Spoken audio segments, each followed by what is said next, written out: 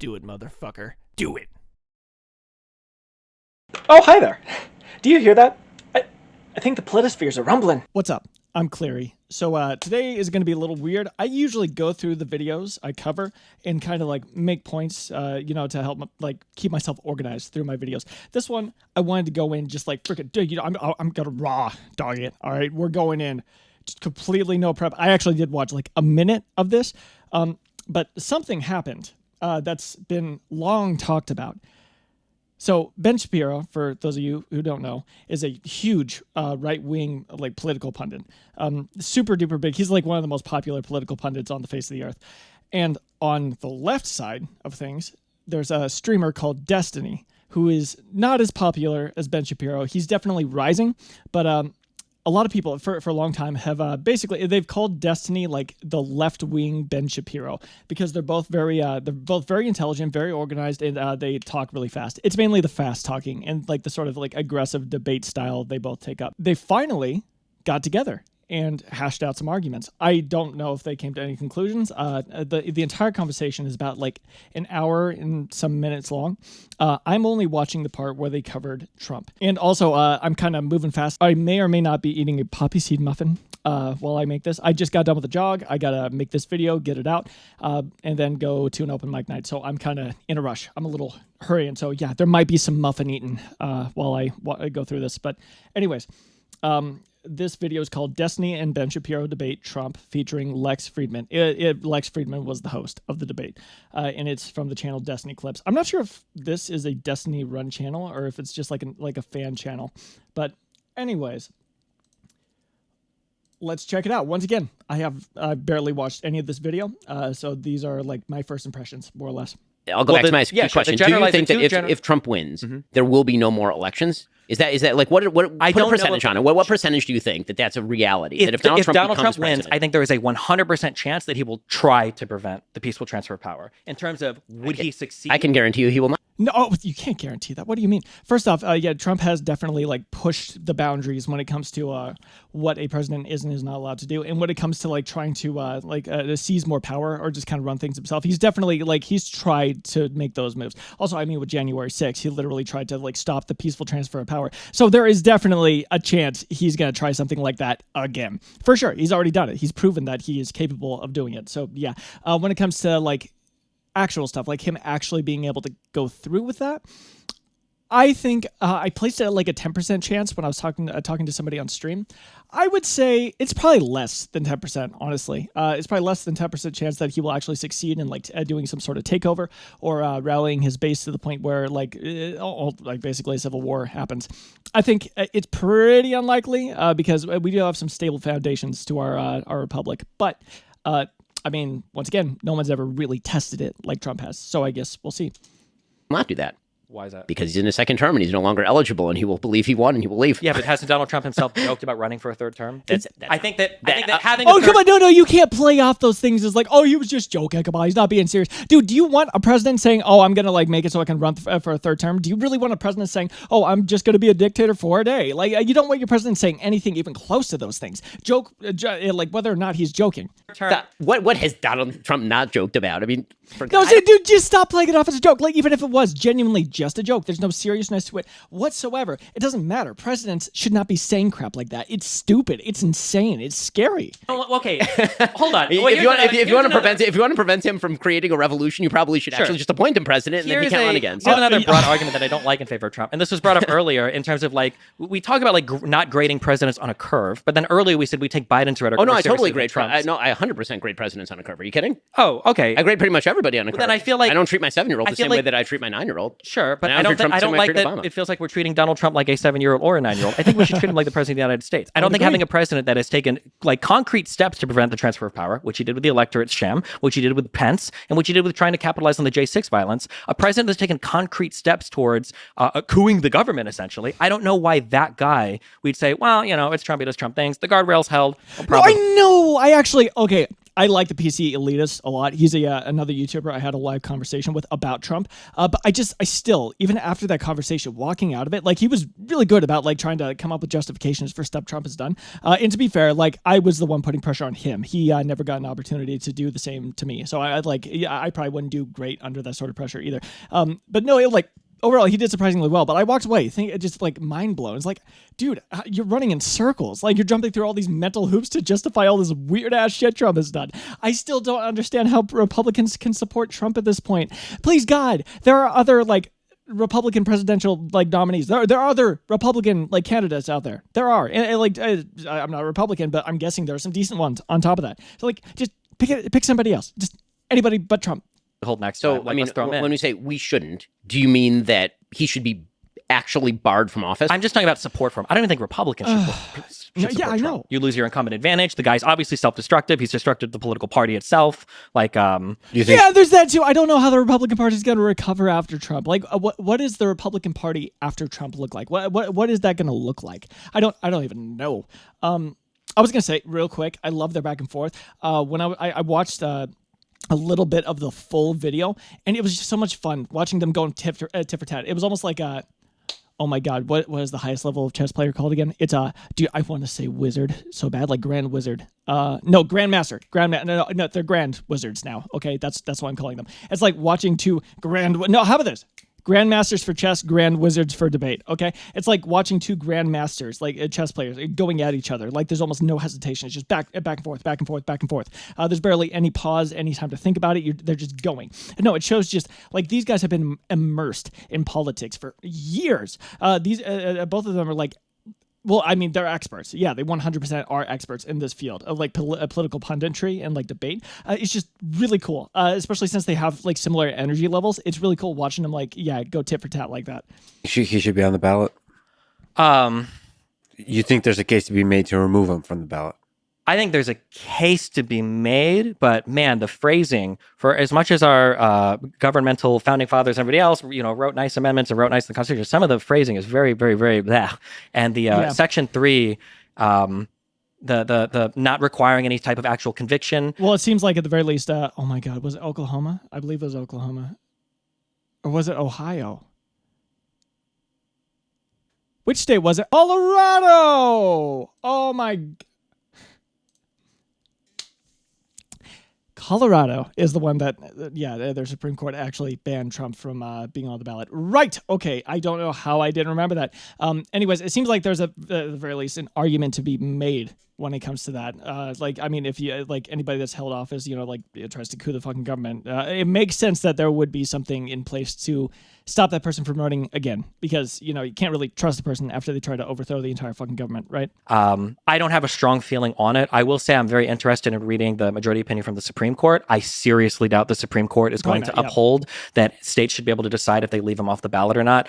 I think for the political future of the United States, it's probably not healthy that the leading opposition candidate is now going to be barred from the ballot. It's probably not healthy for us. Like at the same time, I don't know. I definitely see why Colorado did it. Like, I don't know. But also, like, there might be like a tit for tat thing that happens. Like, red states try to ban Biden from the ballot, or like it's a bad precedent to set for sure. But I don't know. Because then what? You want to talk about threats to democracy? That would be a pretty serious one applied across the board. It would be. However, like that threat to democracy was earned by Donald Trump and the conservatives that supported him. I think conservatives made a dangerous gamble when they threw Trump into office, and now like all of the fallout from that is something that we all as Americans have to deal with. I mean, I think that the unprecedented legal theory that a state can simply bar somebody from the ballot on the basis of in an informal way believing that he is quote unquote an insurrectionist is well, okay, calling it an informal like that's not really fair, right? It went through their like legal system, right? Pretty wild. I mean, that we can say it's pretty wild, but there is an amendment in the Constitution, the 14th Amendment, that says that if they have engaged in this, and once again, it seems like there's like Colorado, the Colorado Supreme Court actually like ruled on this. It went through like their system, a legitimate process, and they found that he was guilty of treason, essentially guilty of trying to perform an insurrection on the government.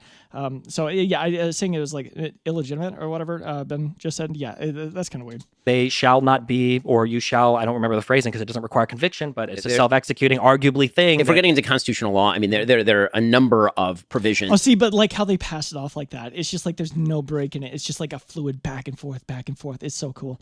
That suggest that this is, number one, not self-executing. I mean, minority opinions in the Colorado Supreme Court case are pretty thorough.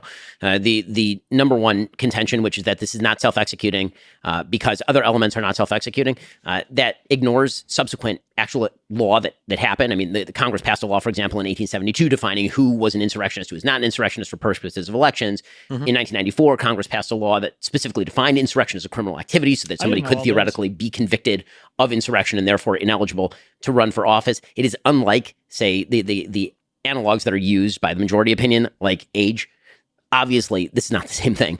We can all tell what somebody's age is by looking at their birth certificate. I can't tell whether somebody's an insurrectionist without any reference to a legal statute or a definition of the term. I would also be careful with that because remember, one of Trump's first big political actions was challenging Obama's birth certificate. Well, and I thought that was dumb at the time. But sure. I like that you both said 100% chance that Trump will try to go for third term and 0% chance, which statistically... Third term? He's done, man. Are you kidding? He would want to. Trump's going to walk around, hands up high. He's going to be like, I'm a two-term president. I'm the only president since Grover Cleveland. He wouldn't know. But since Grover Cleveland, who served two non-consecutive... No, after all the insane shit he's tried to pull, once again, like trying to stop Biden from becoming the president. I mean, technically, I guess in Republicans' minds, he is still the legitimate president, right? Because the vote was illegitimate. It was fucking faked and all that.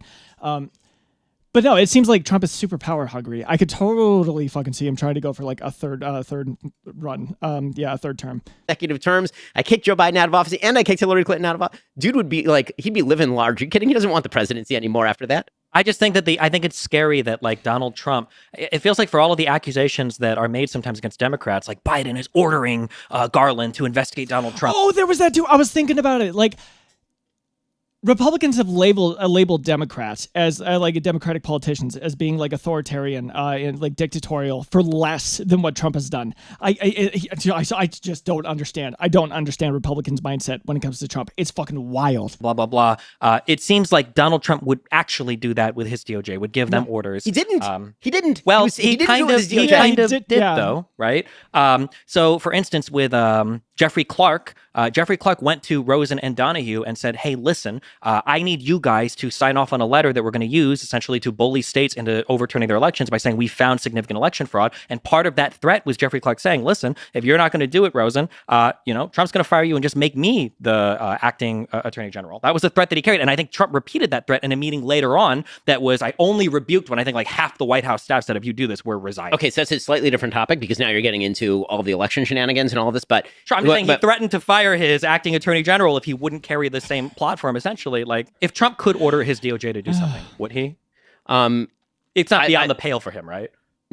It's not beyond the pale for him to order them to do it, and then it's not beyond the pale for them to reject him doing that, which is the story of his entire administration. Whereas Joe Biden orders his DOJ to do things, and then they just do them. Well, I'm not. We can get into specifics. That's there. still so sketchy. Even if none of them would ever actually follow through with Trump's orders, it's sketchy that Trump's even trying.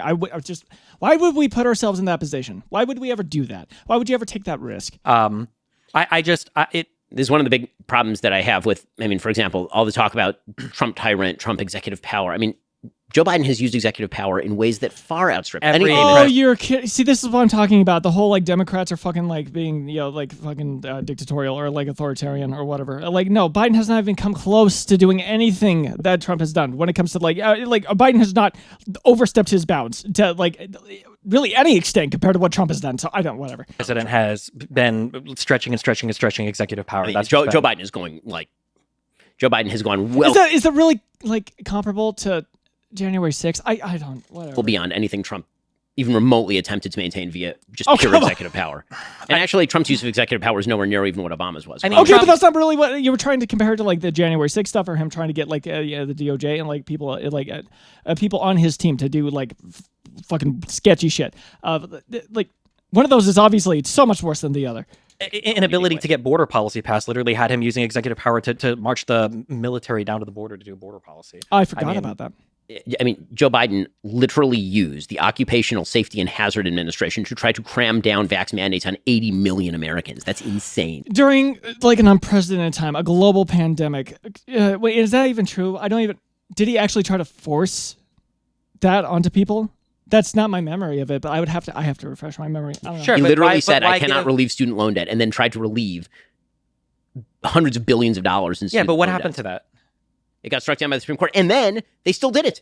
They still did it. Biden brags about it. Brags about having relieved for what he tens of was billions. able to relieve, which I think were related to particular types of student loan debt. But I'm just saying that the guardrails are holding with Biden as much as they're holding with Trump. The only difference is that once Biden exhausts his executive power, he's not running around trying to smash lying up to shit. people or trying to extort people or trying to and concoct insane schemes. Well, I mean, so here's the way I would think of this. Think of the guardrails holding as the filter. Sure. Okay, meaning like the coffee is in the filter. Some of it's, what you want is going to get through, and all the stuff. The guardrails prevent the other stuff from getting through. Mm-hmm. Now the question becomes, what liquid are you pouring into the filter? Okay, meaning, so if the filter exists, if the guardrails hold, and if Donald Trump can't steal elections, what's the policy that comes through the other end of the filter? The policy I get from Donald Trump on the other end of the filter is a bunch of stuff that I like. The policy that I get. Okay, but the thing is, you have no idea if the filter is going to hold or not, because this has never really happened. There's never been a president that's really tested the strength of the filter. Why do you want to risk it? From Joe Biden on the other end of the filter is a bunch of He's basically admitting too that Trump is he's trying to get a lot of power. He's trying to essentially stay he's pushing those boundaries. He's trying to break through that filter. That's essentially what he's admitting to right there. Why are you cool with that? bullshit. I don't. So that's the basic calculation. Okay, so then the idea is essentially that Donald Trump's rhetoric is insane, but we don't care. Donald Trump would probably try to steal an election if he could, but he probably won't be able to. He's not going to do it again. I told you. He's not. He's already done it once. Why do you think he's not going to try again? If he has the opportunity to, he's probably going to take it. He's shown that he's willing to jump on those opportunities. So even create a situation where he gets the opportunity. He literally set all of it up. It was perfect. For months he was saying, "Oh, they're going to steal the election," blah blah blah blah blah, talking about voter fraud and crap. He set up the situation so that he would have the opportunity to do that power grab. So it seems it was thought out, it was planned, and he tried to go through with it. What makes you think that he wouldn't try that again? What makes you think that, planned or not, he wouldn't grab onto that opportunity again?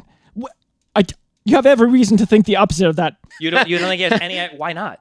Because he won't be eligible to be on the ballot in. By the way, you want to talk about It's not about eligibility. It's 14th Amendment? Mm-hmm. That's where the 14th Amendment applies.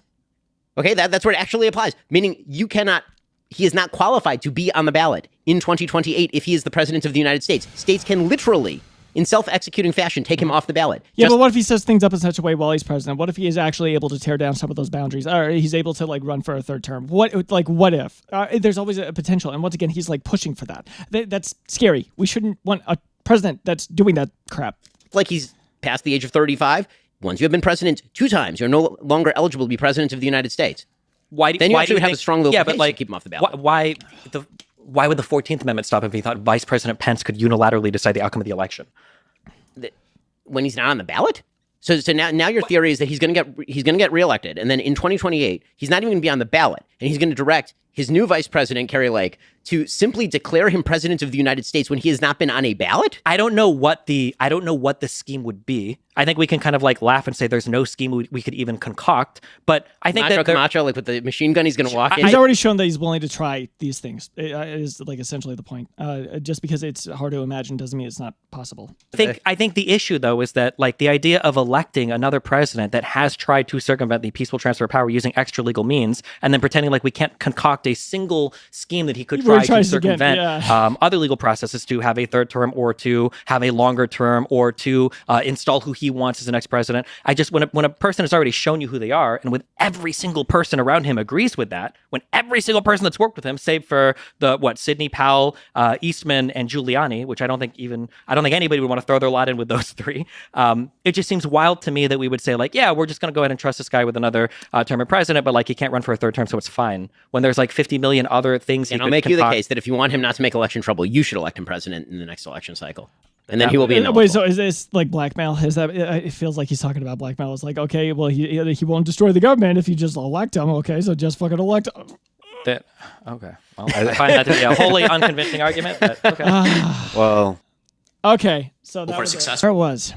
God, that was a lot of fun. I cannot wait to watch the rest of that debate. Once again, this has been a long time coming, and they both have just very similar energy levels, and they're both very intelligent, very well spoken, very knowledgeable in these fields. So I'm sure the rest of the debate was really interesting. But yeah, that's all the time I have for this. That's the that's the only part of the video I could really cover today. I might cover more later on, but I'm for sure going to watch the rest of it on my own. But yeah, if you want to check it out, I will link it in the description, like the full debate. And yeah, I think that's pretty much it. Anyways, I love you guys. Bye-bye.